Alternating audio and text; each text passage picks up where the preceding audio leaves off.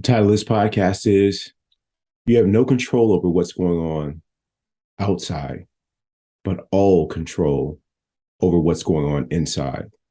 So, as Michael Singer says, if it's a mess inside, that's because you are allowing it to be a mess inside.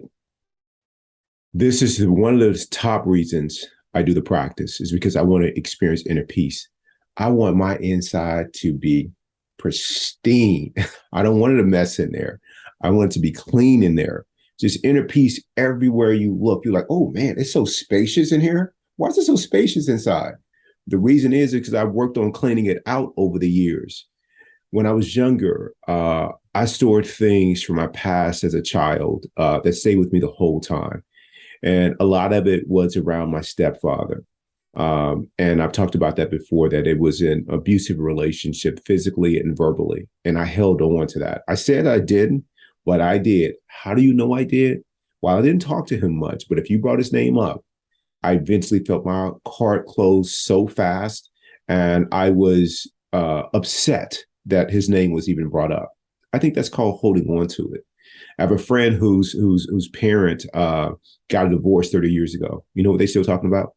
The divorce. Why'd you even get divorced if you're still talking about your ex? You shouldn't be, right? Because that's something in the past. And so you want to let that go. Otherwise, it continues to clutter up things inside. And so I've learned that. And it shows up in so many different ways. One of the ways that you show up for me before is complaining. I complained all the time as if it was my superpower. And then my superpower became being able to handle things inside so that I could keep it nice and clean inside. I don't no longer want it to be a mess.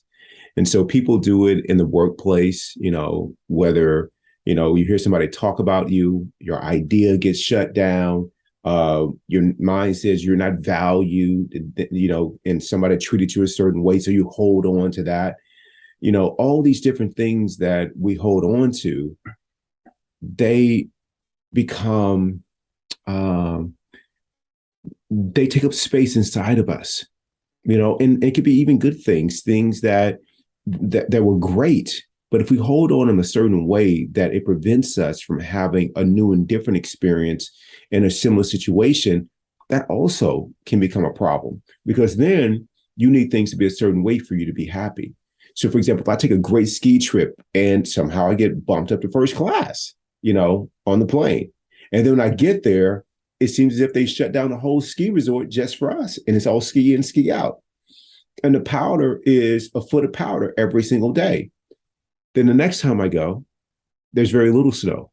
There's rocks everywhere, where snow would have been. There's branches peeking out. And it wasn't like that the year before.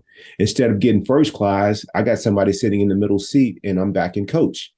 And so then, because I fixated on the perfect ski trip, everything has to measure up to that. Instead of saying, hey, listen, I'm going to keep it clean inside. I'm grateful for the trip that went so smoothly, but I'm also going to appreciate the trip that looks a little bit different. And then I can still enjoy that.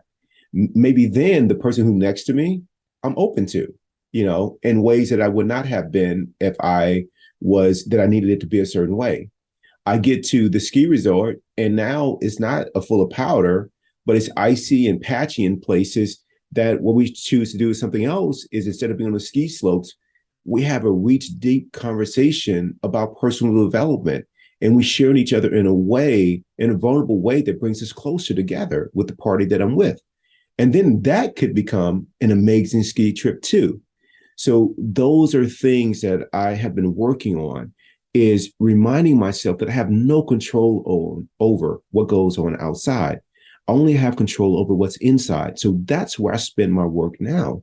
I don't spend it in other places that are 100% cost and almost zero benefit. I don't do that anymore. I mean, would you do that in finances? You wouldn't. Would you do that in business? No way. Would you do that in other areas of your life? If you were told that, hey, you're going to work out every single day and there will be no benefit from it, you're going to come back and you're going to be just like wiped out. You won't get stronger. Your body's not going to change. There'll be no shift in your weight, and you will not improve your cardiovascular fitness. There should be no benefit from this. Would you do it? You wouldn't do it. So why do you do this with storing stuff inside? Why did I do this? I didn't know any better, but now I do. And the practice reminds me of what I'm working toward. And what I'm working toward is keeping it clean inside, not having it be a mess inside. So a lot of people, again, the mistake they make is something happens and they hold on to it and they store it. And just like somebody who is a hoarder or somebody who collects things, after a while, you keep collecting those things, it becomes a mess inside. And so what I've learned to do is stop collecting things. Just be in the moment and experience what is. Don't make a problem of it. Somebody says something they don't like Keith Jones. That's cool. That's their path. My path is keeping an open heart and keeping it clean inside. You know, my friends, people that I'm really close to, if they say something that I think hurts my feelings, whose feeling does it really hurt? Keith 1.0, the ego, and it will hold on to that. But I've told it, we're not holding on to anything. We're letting it all just pass right through. And we're going to enjoy it when it happens. So if something happens that's not to 1.0's liking, then we're going to use that as a moment to be able to handle people feeling a certain way or treating, me a certain way. We're going to be able to handle that. So we keep it clean inside. And then if they do something that is awesome, that goes on the gratitude list for the night. And then we let that go too. And then we are clear to have new and rich experiences that we haven't had before. What a way to live.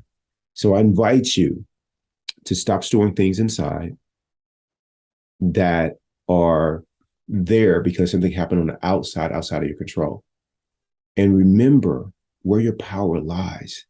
Your power and your focus is much more beneficial when it's directed toward the inside, where you do have control, all the control over. Work on keeping it clean inside.